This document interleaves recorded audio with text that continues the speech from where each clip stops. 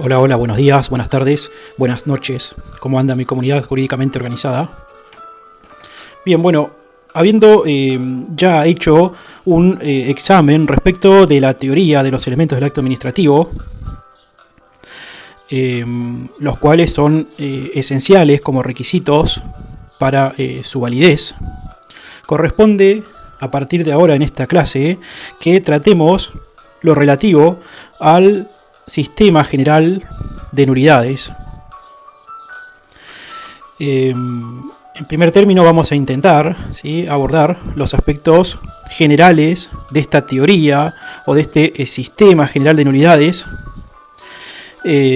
para luego pasar a abordar lo referente a los vicios o a cada vicio en particular. ¿Sí? Bueno, así que sin más preámbulos, comencemos.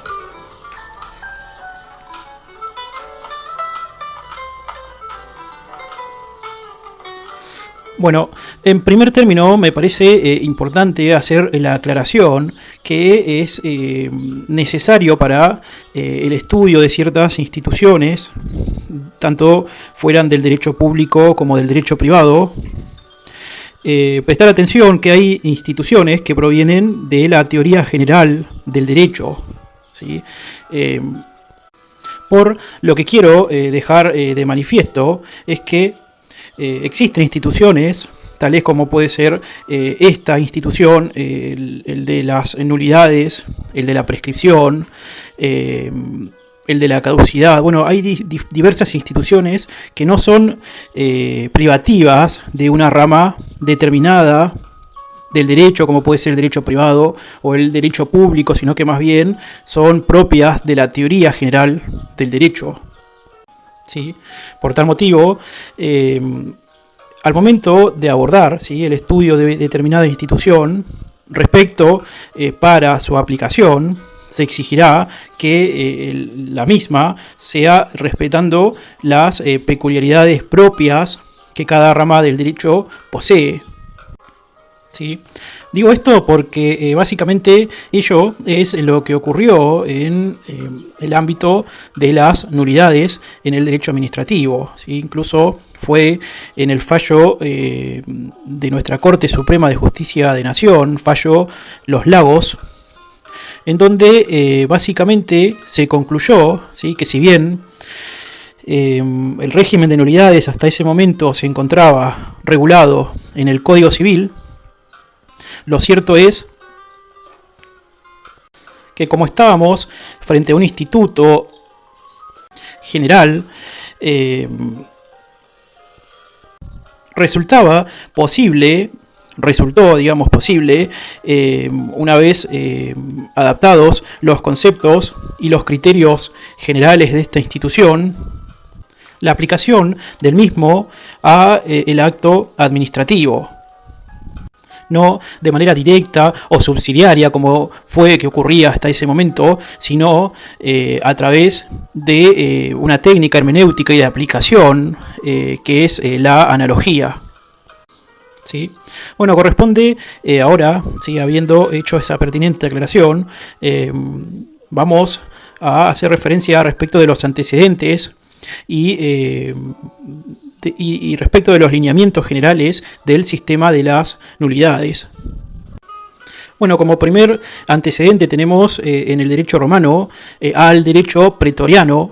Ahí fue donde se hizo surgir en materia de nulidades la primera distinción.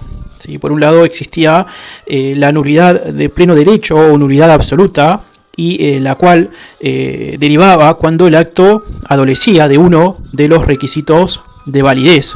¿Sí? En ese caso, si el acto adolecía de uno de los requisitos de validez, su sanción era la nulidad de pleno derecho o nulidad absoluta. En cambio, en el caso de las nulidades relativas, lo que ocurría era que el pretor, utilizando un procedimiento especial, si acordaba la extinción de un contrato, como puede ser un contrato celebrado por un menor, ¿sí? En ese caso la nulidad resultante se consideraba relativa y para ello siempre era necesario que una acción judicial así lo declarase. Bueno, esta distinción se mantuvo perenne por bastante tiempo. Para los hermanos Massoud, ellos dijeron que recién fue en el antiguo derecho francés donde se introdujo un criterio distinto para fundar la clasificación que hay entre nulidades absolutas y relativas, ¿sí? Esta distinción se fundó básicamente si se advertía que se perjudicaba el orden público o el interés privado, ¿sí? Cuando estuviese perjudicado el interés público, bueno, estaríamos frente a una nulidad de tipo absoluta. En cambio, si lo perjudicial ocurriera sobre el interés privado, la nulidad sería de tipo relativa. ¿Sí? Bueno, esta última teoría fue la perdurado en el tiempo. Incluso la hizo propia la doctrina francesa contemporánea, ¿sí? Agregando algunas cuestiones que no son menores, ¿sí? Por ejemplo, en el caso de las nulidades absolutas, que como he dicho son aquellas que se fundan en base a si se ve perjudicado el orden público. Se ha agregado que las mismas pueden ser alegadas por cualquier particular, que este acto no es susceptible de saneamiento y que la acción para reclamar su impugnación es prescriptible por el plazo más largo. En cambio, en el caso de las nulidades relativas, las cuales están fundadas en razones que hacen al interés individual, por tal motivo, su acción solo incumbe a las personas que la ley tiene interés en proteger.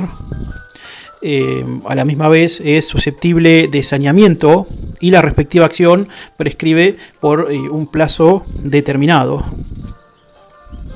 ¿Sí? Bueno, por otro lado, existió otra vertiente histórica que analizó esta institución, ¿sí? El de las nulidades, y básicamente las clasificó entre actos nulos por un lado y anulables por el otro.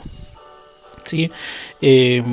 Bueno, por un lado, los actos nulos eran aquellos que adolecían de un defecto patente y notorio, cuya nulidad no dependía de juzgamiento para ser manifestada, ¿sí? En sentido inverso, en el caso de los actos anulables, cuando fuera necesario descubrir el vicio porque resulta necesario realizar una investigación, en estos casos el acto será anulable o de nulidad no manifiesta. ¿Sí? Bueno, esta última distinción fue, es de tradición fundamentalmente italiana, ¿sí? Bueno, esta tradición fue la que hubo de haber seguido el codificador brasilero en su proyecto, en su esbozo de Freitas. Bueno, de ambas tradiciones, es decir, tanto por un lado de la tradición francesa, ¿sí? De la tradición francesa contemporánea, como de la tradición italiana, la cual fue luego seguida por Freitas y en su esbozo, de ambas tradiciones se tomó y se estructuró nuestro primer Código Civil y Comercial, el de Vélez-Sarsfield, ¿sí? Bien, respecto de lo que a nosotros nos interesa, lo cierto es que en lo concerniente a nulidades, esto dentro del derecho civil, ¿sí? Como recordarán o como sabrán, el Código de Vélez-Sarsfield ha sido derogado, estando hoy vigente el nuevo Código Civil y Comercial, ¿sí? Vale vale hacer la aclaración que en este nuevo código, el Código Civil y Comercial, promulgado en 2015, solo se conservó la primer clasificación, ¿sí? La que proviene del derecho francés, ¿sí? Que hace esa distinción entre nulidad absoluta y nulidad relativa, ¿sí? Esto ha sido regulado en el artículo 386 en adelante, incluso hace una distinción más, ¿sí? Que tiene que ver con el asunto de saber clasificar entre nulidad total y nulidad parcial.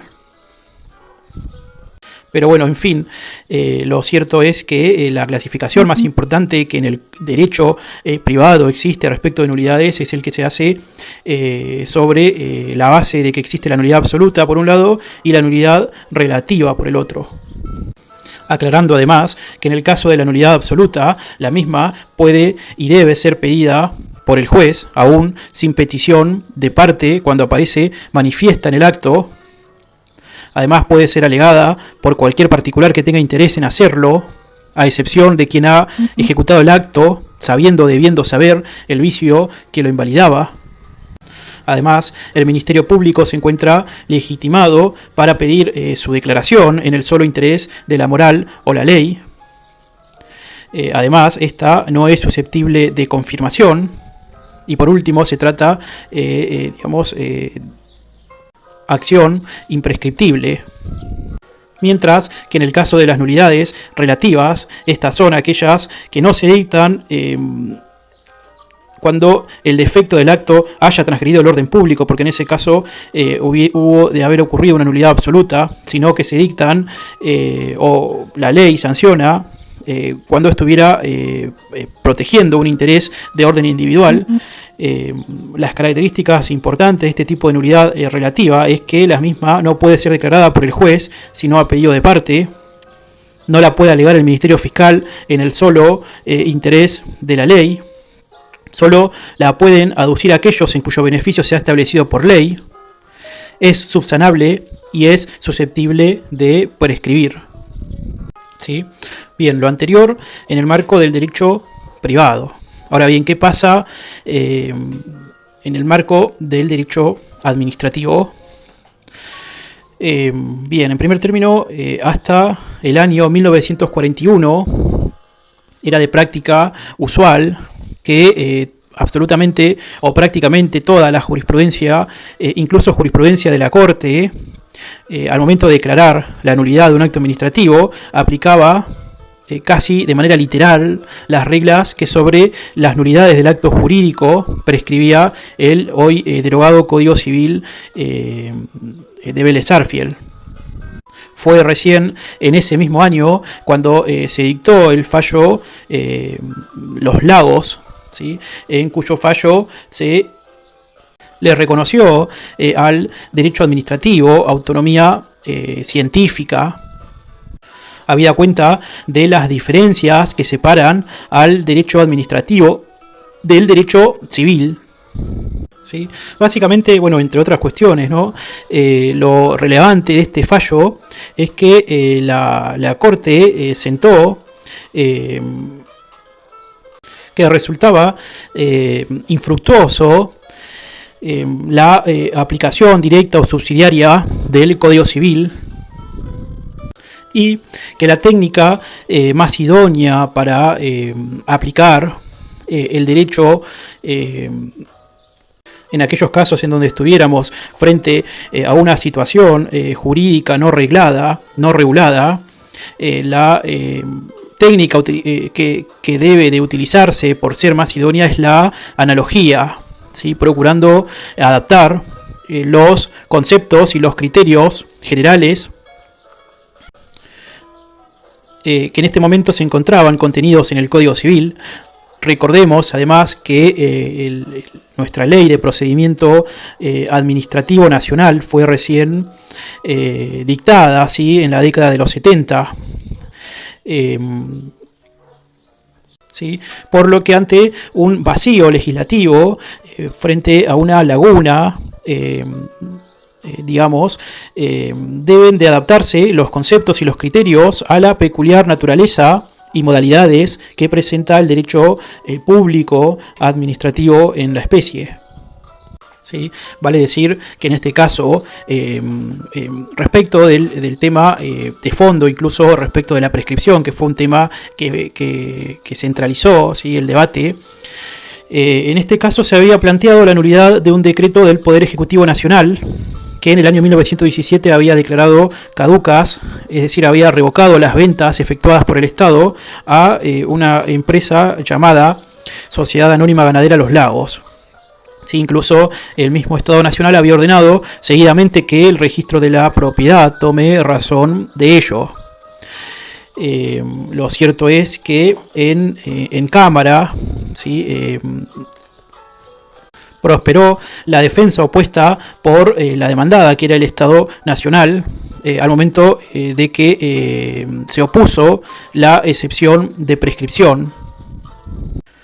Digamos que en el fallo de Cámara básicamente lo que se dijo fue que esta nulidad, ¿sí?, solo beneficiaría a las partes y que no se encontraba en juicio el interés o el orden público, por lo cual se estaba, ¿sí?, en su entendimiento frente a una nulidad de tipo relativa. Y por tal motivo, como estamos frente a una nulidad de tipo relativo, el acto puede ser sañado, sañado por prescripción, ¿sí?, fundándose en los artículos 4023 y 4030 del Código Civil hoy derogado, ¿sí? Bueno, es por ese motivo que el fallo llega a la Corte Suprema y la doctrina fundamental que fluye de ese fallo se puede condensar en los siguientes términos, ¿sí? En un primer término dice que se extiende la aplicación al derecho administrativo de las reglas que prescriben los artículos 1037 y siguientes del Código Civil, con las discriminaciones impuestas por la naturaleza propia de lo que constituye la sustancia de esta última disciplina. Hoy, por lo tanto, aplicación analógica de normas y no relación de subsidiariedad.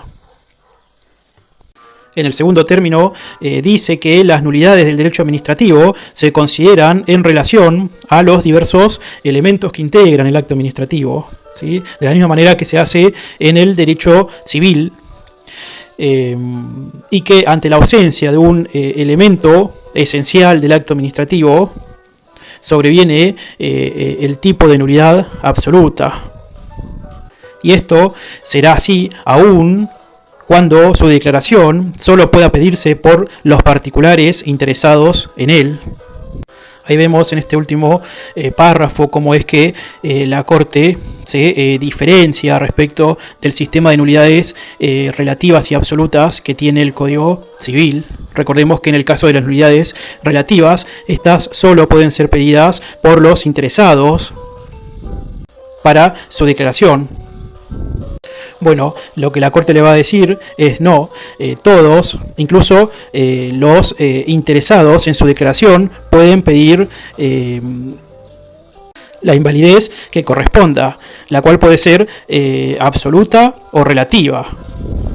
Que incluso vale agregar, dice la Corte, que los actos administrativos poseen presunción de legitimidad. Y que como poseen presunción de legitimidad, los jueces no pueden decretar de oficio la nulidad de un acto administrativo, incluso cuando éste fuera de nulidad absoluta. Por lo que, además, toda invocación de nulidad contra un acto administrativo debe ser necesariamente alegado y probado en juicio, ¿sí? Bueno, en tercer término, la Corte va a decir que no existe correlación entre los actos nulos y los de nulidad absoluta, ni tampoco entre los actos anulables y los de nulidad relativa. Para confirmar dicha conclusión, dice que se trata de un acto de nulidad, o que estamos frente a un acto de nulidad absoluta, pero que sostiene además que se trata de un supuesto de acto anulable, en el sentido de que se requiere una investigación de hecho, o sea, de un acto de nulidad no manifiesta. Con ello, se procura demostrar, como lo reconoce la propia sentencia, que, leo, la necesidad de esa investigación previa para resolver acerca del verdadero carácter de la nulidad no impide que, una vez comprobada la inexistencia de la capacidad o falta de objeto del acto, la nulidad sea tan absoluta y produzca una nulidad de la misma naturaleza que la prevista por los artículos 1044 y 1047 del Código Civil, es decir, absoluta e insusceptible de confirmación, aunque su invalidez solo pueda ser declarada a petición de parte. ¿sí? Bueno, por último, reconoce, ¿sí?, que en el derecho administrativo se aplica la distinción entre nulidad absoluta y relativa. Que si bien no se aplican literalmente las disposiciones del Código Civil, en tal sentido se advierte que existe o que el acto fue dictado mediante vicio de incompetencia, ¿sí?, a causa de una prohibición constitucional, como era el caso de la violación del artículo 95 de la Constitución Nacional de ese momento, hoy artículo 109, que por lo tanto configura un supuesto de nulidad absoluta, y que como consecuencia de la categoría de nulidad absoluta que la Corte determinó en este caso, surgen las siguientes peculiaridades, ¿sí? Que el acto no es susceptible de saneamiento, en primer término, y en segundo que su acción resulta imprescriptible incluso para el acto administrativo, ¿sí?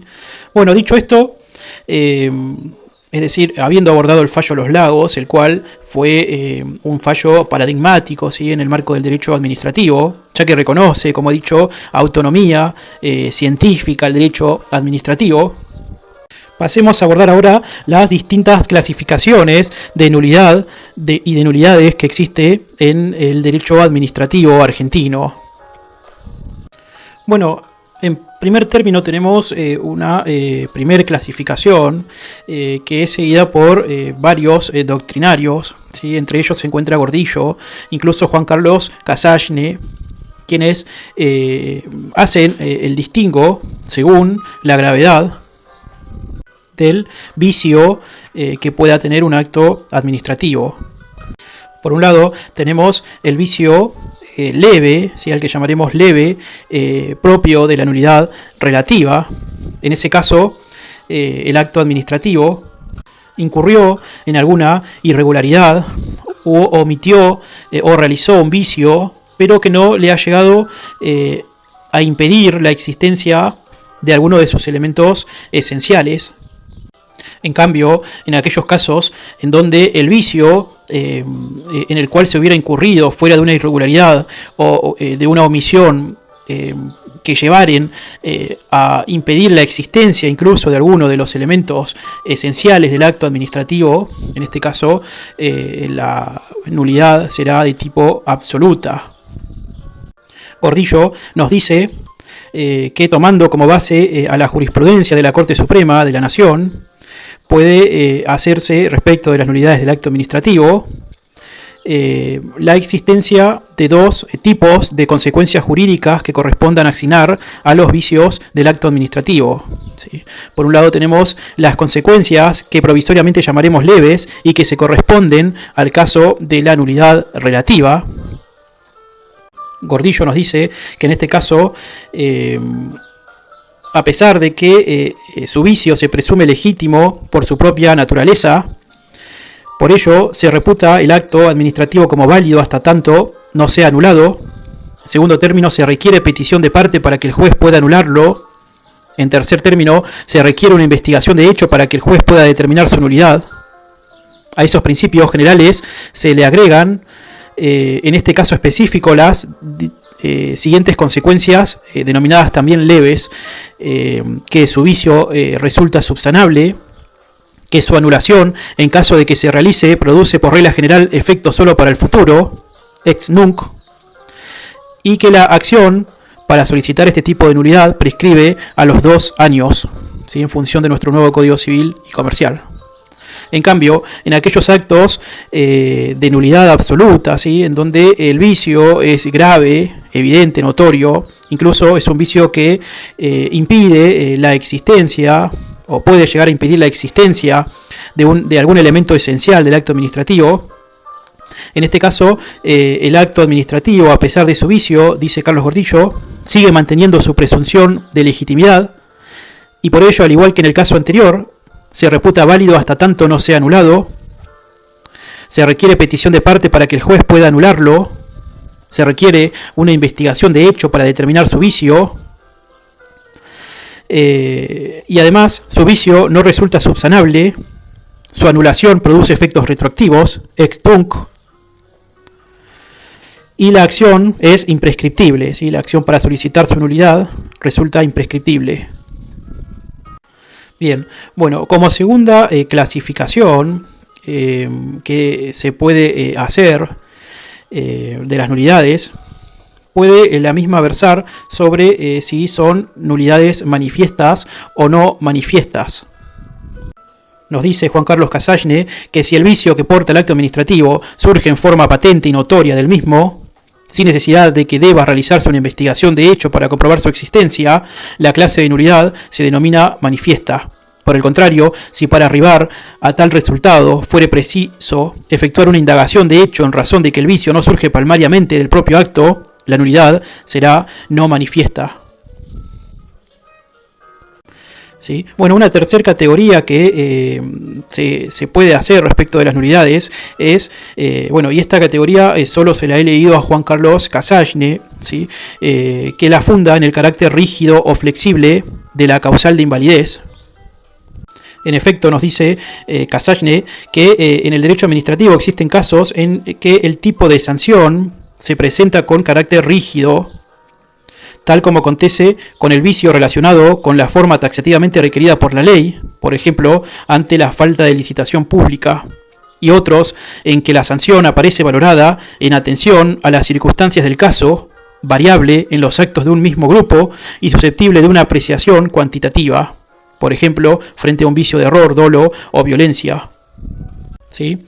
Es decir, cuando el vicio que se presente fuera y su sanción fuera de carácter rígida, bueno, en este caso estaríamos frente a una nulidad de carácter rígido. En cambio, cuando el vicio fuere susceptible de una apreciación cuantitativa, variable incluso en los actos de un mismo grupo, en esos casos estaremos frente a una nulidad de carácter flexible. Bueno, por último, la cuarta clasificación que existe respecto de los actos, respecto de las nulidades de los actos administrativos, es aquella que se puede hacer en actos nulos por un lado y actos anulables por el otro. ¿Sí? En un primer momento puede decirse que en el acto nulo el vicio es manifiesto, aparece por sí solo a primera vista, y en los segundos, es decir, en los actos anulables, no aparece a primera vista, es no manifiesto y requiere siempre una investigación de hecho a realizarse por el juez a efecto de determinar la existencia del vicio. En otras palabras, los primeros, es decir, los actos nulos, adolecen de una nulidad de derecho taxativa, rígida, insusceptible de más o de menos, mientras que los segundos tienen una nulidad intrínsecamente dependiente de la apreciación judicial. ¿Sí? Bueno, esta última clasificación queda confirmada por el artículo 14 y artículo 15 de la Ley Nacional de Procedimiento Administrativo. ¿Sí? En el artículo 14 señala, leo, el acto administrativo es nulo, de nulidad absoluta e insanable en los siguientes casos, y señala dos incisos. En cambio, en el artículo 15 dice, si se hubiera incurrido en una irregularidad, omisión o vicio que no llegara a impedir la existencia de alguno de sus elementos esenciales, el acto será anulable en sede judicial. ¿Sí? Bien, de lo dicho, puede entenderse que nuestra Ley Nacional de Procedimiento Administrativo ha regulado en forma expresa solo dos categorías de invalidez o de nulidad. ¿Sí?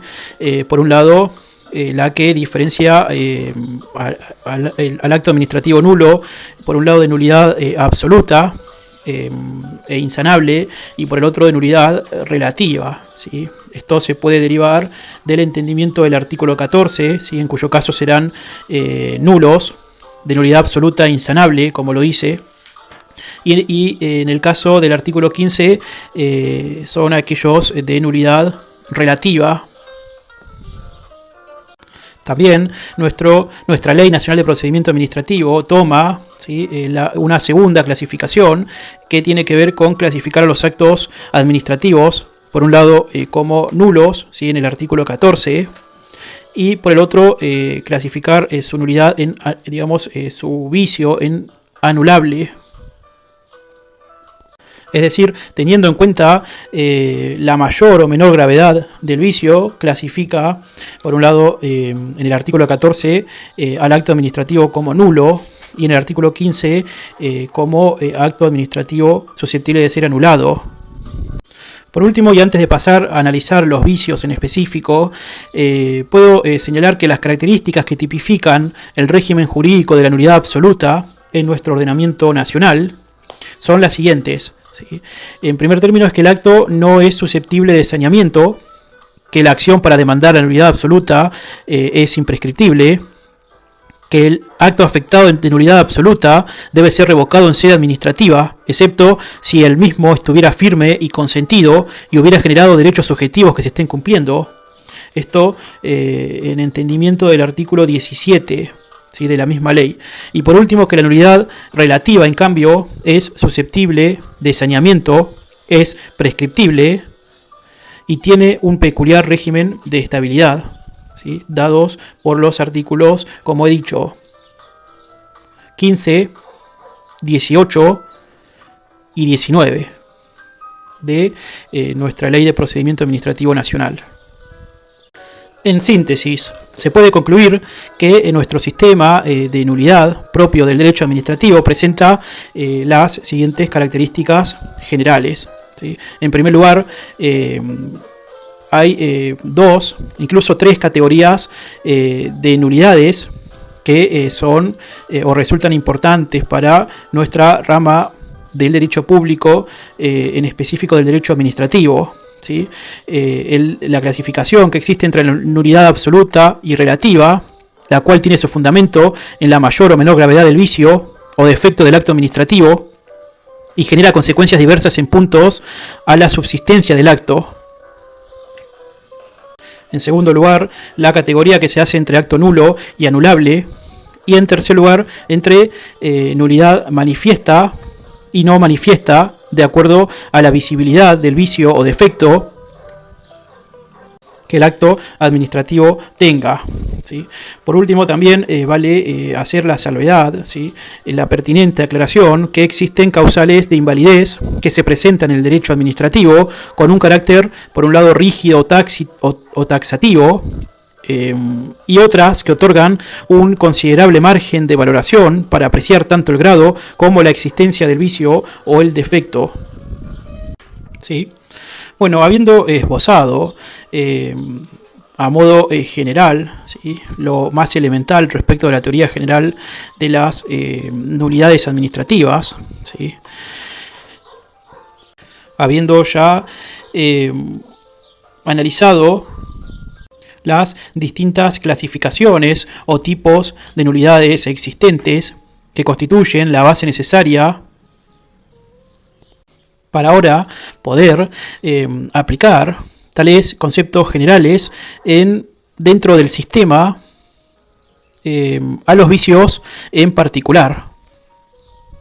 En especial, la clasificación que se hizo entre nulidades absolutas y relativas, que por fundarse en la gravedad del vicio constituye el eje de esta problemática que gira en torno a los vicios del acto administrativo. Pasemos ahora entonces a hablar respecto de los vicios del acto administrativo. ¿Sí? Bueno, en un primer momento corresponde considerar al vicio de la voluntad. ¿Sí? Vale tener presente que hemos dicho al momento de tratar los distintos elementos del acto administrativo que la voluntad es un requisito presupuesto del acto, ¿sí? Y que juega en un plano distinto a los elementos del acto administrativo, ¿sí? Es por tal motivo que el vicio tendrá una configuración diferente según que se afecte la voluntad en su carácter estrictamente subjetivo o alguno de los elementos esenciales. ¿Sí? Recordemos que cuando hablamos de voluntad hemos dicho que esta se trata de una construcción ficticia basada en la voluntad psíquica del agente del cual emana el acto, por lo que la presencia de algún vicio o defecto susceptible de afectar tal exteriorización al plano jurídico repercutirá sobre la validez del acto mismo. ¿Sí? Bueno, los vicios que afectan la expresión de la voluntad son bueno, son los mismos que acontecen en el derecho privado, ¿sí? Tanto como el error, el dolo, la violencia y la simulación, ¿sí? Asimismo, vale hacer la aclaración que cuando estamos frente a un vicio de la voluntad, este presenta una causal de invalidez que deja un amplio margen de valoración para el órgano que interviene, ¿sí?, a revisar el acto. ¿Sí? Bueno, como primer vicio, como primera especie de vicio de la voluntad, tenemos al error. Para ello, resulta importante remitirnos al Código Civil y Comercial, ¿sí? En el artículo 260 habla respecto de lo que es el acto voluntario, ¿sí? El acto voluntario es el ejecutado con discernimiento, intención y libertad que se manifiesta por un hecho exterior. Esto nos dice nuestro Código Civil y Comercial. Y respecto del error, dice en el artículo 265, dice: el error de hecho esencial vicia la voluntad y causa la nulidad del acto. Si el acto es bilateral o unilateral recepticio, el error debe además ser reconocible por el destinatario para causar la nulidad. En el artículo 267 dice: el error de hecho es esencial cuando recae sobre la naturaleza del acto, un bien o un hecho diverso de distinta especie que el que se pretendió designar, o una calidad, extensión o suma diversa a la querida. C. A la cualidad sustancial del bien que haya sido determinante de la voluntad jurídica según la apreciación común o las circunstancias del caso. D. Los motivos personales relevantes que hayan sido incorporados expresa o tácitamente. E. La persona con la cual se celebró o a la cual se refiere el acto, si ella fue determinante para su celebración. Bueno, entonces puede decirse que el error traduce un falso o deforme conocimiento, o bien una ausencia de conocimiento respecto de uno, varios o todos los elementos del acto. Nos dice Cassagne que en principio el criterio para apreciar el error debe basarse en la gravedad del vicio, en relación a la manera e intensidad con que se afecten todos o algunos elementos esenciales del acto administrativo. El error, para que configure la invalidez del acto, debe ser de tal naturaleza y entidad que si la administración pública lo hubiera conocido, no habría emitido el acto o lo habría dictado con un contenido esencialmente diverso, siendo este el sentido que cabe asignar a la expresión error esencial o substancial en el derecho administrativo. De lo contrario, si el error no reúne tales características, nos hallamos en el terreno de las meras irregularidades que carecen de trascendencia para invalidar el acto. ¿Sí? En síntesis, cuando el error sea de tal gravedad que excluya la voluntad de la administración, el acto se hallará viciado de nulidad absoluta, mientras que en los otros supuestos, aun cuando el error fuera esencial, en el sentido que le asignamos a este vocablo, el vicio configurará una nulidad relativa y como tal susceptible de saneamiento. Luego, como segunda especie de vicio de la voluntad tenemos al dolo. ¿Sí? En el artículo 271 de nuestro Código Civil y Comercial dice: la acción dolosa es toda aserción de lo falso o disimulación de lo verdadero, cualquier artificio, astucia o maquinación que se emplee para la celebración del acto. La omisión dolosa causa los mismos efectos que la acción dolosa, cuando el acto no se habría realizado sin la reticencia u ocultación. Dolo esencial. El dolo es esencial y causa la nulidad del acto si es grave, es determinante de la voluntad, causa un daño importante y no ha habido dolo por ambas partes. ¿Sí? Bueno, en síntesis podemos decir que el dolo consiste en toda aserción de lo que es falso o disimulación de lo que es verdadero, cualquier artificio, astucia o maquinación que se emplee, para conseguir la realización de un acto jurídico. ¿Sí? Además, podemos decir que aquí se aplican las disposiciones que prescribe nuestro Código Civil y Comercial, ¿sí? Haciendo dos salvedades que son importantes. En primer término, que el dolo recíproco es causal de invalidez del acto, y en segundo, que no se requiere que el dolo ocasione un daño importante. ¿Sí? En consecuencia, el dolo para generar la invalidez del respectivo acto debe ser grave y determinante de la acción del agente, y que dado el fundamento de moralidad que persigue la sanción del dolo, ya sea que el dolo provenga del agente público, del particular o de ambos, la consecuencia debe ser la nulidad absoluta del acto, sobre todo teniendo en cuenta la gravedad que se exige para su configuración. Bien, como tercera especie de vicio de la voluntad tenemos el caso de la violencia. ¿Sí? En el artículo 276 de nuestro Código Civil dice: la fuerza irresistible y las amenazas que generan el temor de sufrir un mal grave e inminente que no se puedan contrarrestar o evitar en la persona o bienes de la parte o de un tercero causan la nulidad del acto. La relevancia de las amenazas debe ser juzgada teniendo en cuenta la situación del amenazado y las demás circunstancias del caso. Artículo 277. El autor de la fuerza irresistible y de las amenazas puede ser una de las partes del acto o un tercero. ¿Sí? Bueno, entonces, este vicio, ¿sí?, que completa el cuadro de los vicios de la voluntad, es decir, la violencia, consiste, como he dicho, en la utilización de medios coercitivos sobre el administrado o el agente público para obligarlo a realizar un acto libremente, un acto que no resulta libremente querido por quien lo emite. ¿Sí? Tales medios coercitivos pueden traducirse en violencia física o moral. Por mi parte entiendo que cuando el acto administrativo fuera arrancado mediante violencia física o moral, se está frente a un acto de nulidad absoluta. Lo contrario sería propiciar el caos en la administración, en desmedro del orden y la autoridad que deben reinar en todo Estado de Derecho, aparte de la inmoralidad que trasuntaría la admisión de la fuerza o intimidación como recurso para conseguir el dictado de un acto. Es decir, todo acto administrativo que hubiera sido emitido bajo violencia, tanto física como moral, es de nulidad absoluta. Bueno, otra especie, ¿sí?, que vicia la voluntad ocurre cuando el acto se hubiera realizado a través de la simulación. Bien, el artículo 333 de nuestro Código Civil y Comercial dice que la simulación tiene lugar cuando se encubre el carácter jurídico de un acto bajo la apariencia de otro, o cuando el acto contiene cláusulas que no son sinceras o fechas que no son verdaderas, o cuando por él se constituyen o transmiten derechos a personas interpuestas que no son aquellas para quienes en realidad se constituyen o transmiten. A la vez, el artículo 334 señala que la simulación ilícita o que perjudica a un tercero provoca la nulidad del acto ostensible. Si el acto simulado encubre otro real, este es plenamente eficaz si concurren los requisitos propios de su categoría y no es ilícito ni perjudica a un tercero.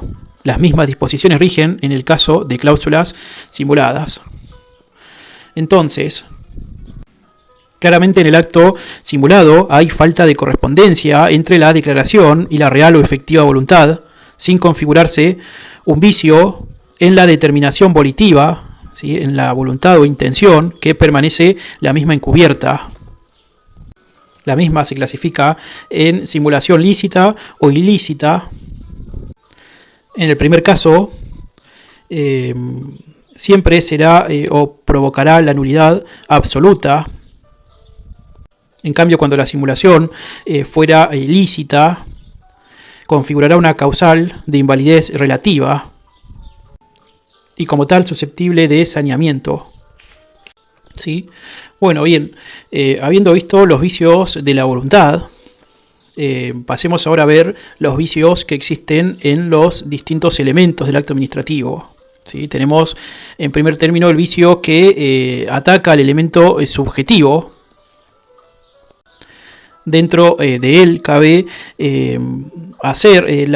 cabe escindir los dos aspectos que rigen este elemento, ¿sí? Por un lado, lo relativo a la competencia y por el otro, lo relativo a la capacidad, teniendo en cuenta especialmente que el acto puede ser tanto unilateral como bilateral, tanto en su formación como en los efectos que se generan.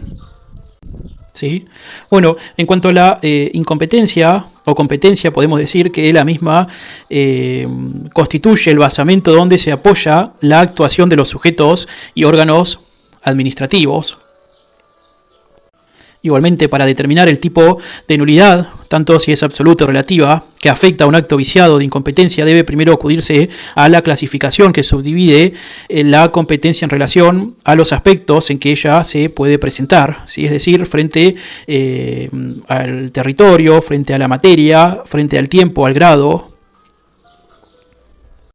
Y una vez habiendo realizado tal vinculación, ¿sí?, volver a vincular el grado de violación del ordenamiento jurídico con el criterio que preside la principal clasificación de la invalidez, que como ya se ha visto se basa en la gravedad del vicio.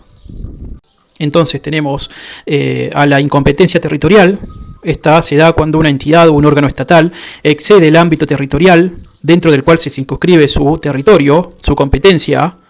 Si tal actuación generará un acto de nulidad absoluta. ¿Sí? Tenemos la incompetencia por razón de la materia. En este caso, la incompetencia por razón de la materia puede ocurrir en dos situaciones, ¿sí? Una, cuando la administración dicte actos en materias que son ajenas a su competencia propia, invadiendo la esfera que le corresponde a otro órgano, como puede ser un órgano legislativo o judicial, ¿sí? O en un segundo supuesto, cuando la administración dicte decisiones en materias que le corresponden a otros entes o órganos administrativos, violando el principio de especialidad, ¿no? Bueno, al respecto se tiene dicho que el acto viciado de este tipo de incompetencia en razón de la materia configura una nulidad absoluta y como tal es insusceptible de saneamiento.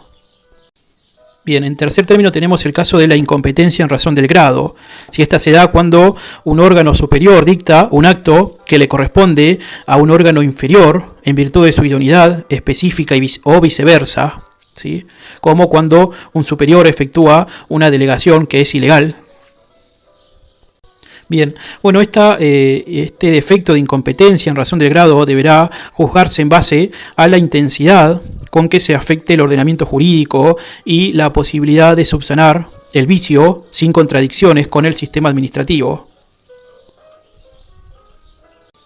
Como hemos dicho, y aceptando incluso la actual dinámica del Estado, se impone como principio que la competencia es delegable, que la competencia es indelegable. Ahora bien, se admiten excepciones a la regla, ¿sí? En aquellos casos en donde tanto la delegación como la sustitución, incluso cuando la avocación estuvieran permitidas. ¿Sí? En consecuencia, y por excepción, ¿sí? En aquellos supuestos en que la avocación, la delegación o la sustitución no estuvieran permitidas por el ordenamiento jurídico, en ese caso el vicio o el defecto configurará una nulidad absoluta. ¿Sí? De lo contrario, la nulidad será de tipo relativa y por lo tanto confirmable o saneable. ¿Sí? Bueno, también tenemos el segundo aspecto que integra este elemento subjetivo del acto administrativo, que es la capacidad / incapacidad, ¿sí? Digamos que este vicio comprende tanto el caso en donde se haya afectado la capacidad de derecho o de hecho tanto del agente público como la del administrado. Bueno, respecto de la capacidad de derecho, su violación genera siempre la nulidad absoluta del pertinente acto, ¿sí? En cambio, cuando estuviéramos frente a una incapacidad, de hecho, en algunos casos esta incapacidad será relativa, ¿sí? No será necesariamente absoluta, debiendo estarse a las normas de fondo. Y siempre que no se agrave la situación del administrado. ¿Sí? Bueno, tenemos después, respecto del elemento causa del acto administrativo, el vicio que afecte a la causa del acto administrativo ocurrirá cuando estuviera ausente los antecedentes de hecho y de derecho que preceden y justifican el dictado del acto administrativo mismo, así como la circunstancia de que los mismos fueron falsos, en cuyo caso se determina que la nulidad del acto es absoluta. Si en cambio hubiere error en la causa, el tipo de nulidad, tanto que puede ser absoluta o relativa, variará según la naturaleza y la gravedad del defecto, por lo cual cabe acudir a los principios ya sentados al tratar dicho vicio de voluntad. Respecto del elemento objeto, ¿sí? El vicio en el elemento objeto tradicionalmente viene siendo denominado como violación a la ley, ¿sí? Bueno, este configura en principio una nulidad absoluta, ya que la ilicitud e irrazonabilidad, como la imposibilidad física o jurídica y la inmoralidad en el objeto, son todas circunstancias cuya gravedad afecta el orden público administrativo. Luego tenemos al elemento forma, ¿sí? cuando hemos tratado este elemento, resulta que este elemento se integra no solo con las formas de la declaración de la voluntad, sino también con las referentes al procedimiento de formación de dicha voluntad y con las formas de publicidad necesarias para que el acto administrativo pueda surtir efectos frente a terceros. Es así que tenemos, en primer lugar, el defecto en la declaración de voluntad, ¿sí?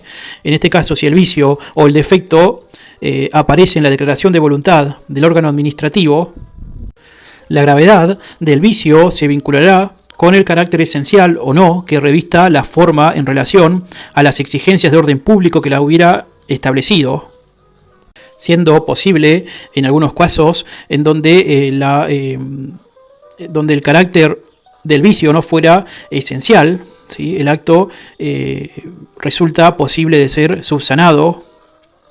¿Sí? Bien, bueno, igual a mi juicio, casos de nulidad absoluta son los siguientes, ¿sí? Falta de motivación, cuando la misma fuera exigida expresa y concretamente por la norma y su efecto y se afecte el orden público, cuando hubiera ausencia de firma en el acto administrativo que se pretende rectificar, cuando hubiera inexistencia de forma escrita, cuando ella es requerida por la ley o la naturaleza del acto, y en algunos casos, aunque no es muy respetada, digamos, en aquellos casos donde hubiera falta de licitación pública en los supuestos en que la exigencia resulte de la norma legal o reglamentaria. En los demás casos estaremos frente a nulidad de tipo relativa, por lo tanto saneable o subsanable en sede administrativa. ¿Sí? En cambio, frente a los vicios en las formas del proceso de integración de la voluntad administrativa, estos se refieren a la serie de trámites y requisitos que deben cumplirse con antelación a la declaración de la voluntad por parte del órgano administrativo. Recordemos que nuestra Ley Nacional de Procedimiento Administrativo en el artículo 7, inciso D, prescribe que deben cumplirse siempre los procedimientos esenciales y sustanciales previstos en el ordenamiento jurídico. En tal sentido, se considera esencial al dictamen proveniente de los servicios permanentes de asesoramiento jurídico cuando el acto pudiere afectar derechos subjetivos e intereses legítimos. Bien, igualmente, tanto la Procuración del Tesoro de la Nación como la misma Corte Suprema de Justicia de Nación tiene dicho que cuando el defecto formal en el procedimiento pueda ser subsanable en un proceso judicial o administrativo posterior, en estos casos se considera que no se encuentra afectado el derecho de defensa y por ende la nulidad se considera relativa. ¿Sí? Bueno, y respecto de los vicios relativos a la publicidad, ¿sí?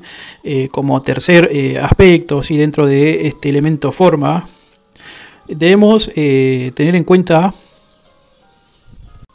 primero, que la publicidad constituye un requisito esencial para que el acto administrativo cobre validez, es decir, resulte eficaz respecto de terceros, ¿sí? Para ello será necesario distinguir, en primer término, si el acto ha sido o no objeto de publicidad.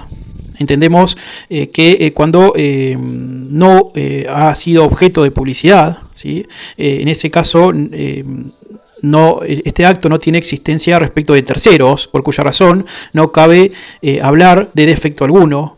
En cambio, si la publicidad ha sido efectuada pero en forma irregular, el defecto dará lugar siempre a una nulidad de tipo relativa, susceptible de ser saneada por la administración, en base a que la corrección del vicio procura completar o corregir el conocimiento que el administrado tenga acerca del contenido de un acto dentro de una resolución de tipo administrativa. ¿Sí? Bien, el vicio que afecta a la finalidad como elemento esencial del acto administrativo se llama desviación de poder, que la traición al fin que el acto debe perseguir no puede en ningún caso ser saneada, so pena de controvertir principios fundamentales que integran el orden público administrativo, por lo que corresponden, cuando hubiese desviación de poder, corresponde declarar la nulidad de tipo absoluta. ¿En qué casos puede haber, por ejemplo, desviación de poder? Bueno, por ejemplo, puede darse en aquellos casos en donde un inspector de tránsito, ¿sí?, quien está facultado para realizar multas, ¿sí?, a modo de castigo para con un vecino, Digamos, luego que este inspector haya descubierto una infidelidad por parte de este vecino, incurre en realizarle multas, ¿sí?, a modo de castigo, ¿sí?, multas de tránsito a modo de castigo a este vecino, ¿sí? Bueno, en este caso habría una aparente transgresión, una aparente traición al fin que el acto debe perseguir, ¿sí? Lo mismo puede ocurrir en aquellos casos en donde un funcionario público facultado para realizar inspecciones e imponer multas ponga multas, pero no como consecuencia de una inspección, sino con un neto fin recaudatorio, ¿sí? Bueno, en este caso también habría traición respecto del fin que el acto debió o debe perseguir, ¿sí? En todos estos casos y muchos más que hay, no puede el acto ser saneado porque estamos frente a un acto que es de nulidad absoluta. ¿Sí? Bueno, por último corresponde hablar respecto de la nulidad de algunas cláusulas que son accesorias, ¿sí? Ya hemos dicho que por una derivación del principio de la accesoriedad, el defecto o vicio que afecte una cláusula de este tipo no invalida en principio la totalidad del acto administrativo, produciendo tan solo su nulidad parcial. Igualmente, para que opere la invalidez parcial de esta cláusula accesoria, deben concurrir dos requisitos fundamentales, ¿sí? En primer término, que estas cláusulas fueran independientes y separables de las restantes cláusulas del elemento del acto, ¿sí? En segundo término, que estas cláusulas no constituyan la esencia misma del acto o razón principal que hubiera llevado a la administración a dictarlo. De no ocurrir esto, debe de declararse la nulidad total del acto administrativo y no solo parcial. Del mismo modo, vale tener en cuenta sobre el marco de o en materia de, contractual, ¿sí? Recordemos que al haberse expresado un acuerdo de voluntad con respecto a todo el contenido del contrato, en principio no puede escindirse del mismo una cláusula, ya que esta es una parte de algo que ha sido recíprocamente acordado en su totalidad, ¿sí? Bien, en este último caso, cuando no pudiera escindirse una cláusula, ¿sí?, que fue la misma declarada nula, en este caso, cuando no pudiera escindirse, ¿sí?, como he dicho, tal cláusula respecto del todo, derivará o deberá decretarse la nulidad total, ¿sí?, la nulidad absoluta del contrato administrativo. En cambio, cuando fuera posible la decisión de la cláusula declarada nula, ¿sí?, bueno, en ese caso la nulidad será de tipo parcial. Bueno, por último y para terminar, ahora sí, me gustaría leerles los artículos que son pertinentes, y tanto el artículo 14 como el artículo 15 de la Ley Nacional de Procedimiento Administrativo, ¿sí? El artículo 14 dice así: el acto administrativo es nulo, de nulidad absoluta e insanable, en los siguientes casos. A. Cuando la voluntad de la administración resultar excluida por error esencial, dolo en cuanto se tengan como existentes hechos o antecedentes inexistentes o falsos, esta sería la causa, violencia física o moral, ¿sí?, sería vicio de violencia, ejercida sobre la gente, o por simulación absoluta, ¿sí?, en el caso de la simulación ilegítima, ilegal, ¿sí? Inciso B. Cuando fuere emitido mediando incompetencia en razón de la materia, del territorio, del tiempo o del grado, salvo en este último supuesto que la delegación o sustitución, y yo agrego la vocación en virtud del artículo 19 inciso A, estuvieran permitidos.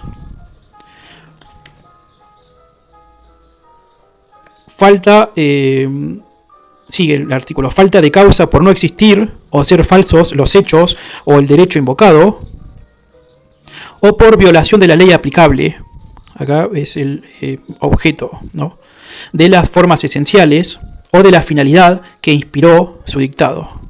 Finalidad, fin o desviación de poder, ¿sí? Y el artículo 15 dice: anulabilidad, Si se hubiera incurrido en una irregularidad, omisión o vicio que no llegara a impedir la existencia de alguno de sus elementos esenciales, el acto será anulable en sede judicial.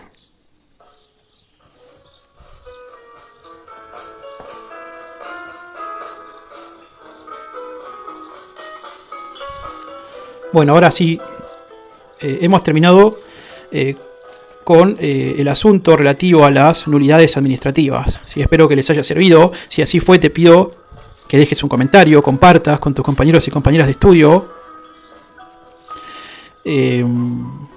des un like y bueno, será hasta la próxima. Saludos.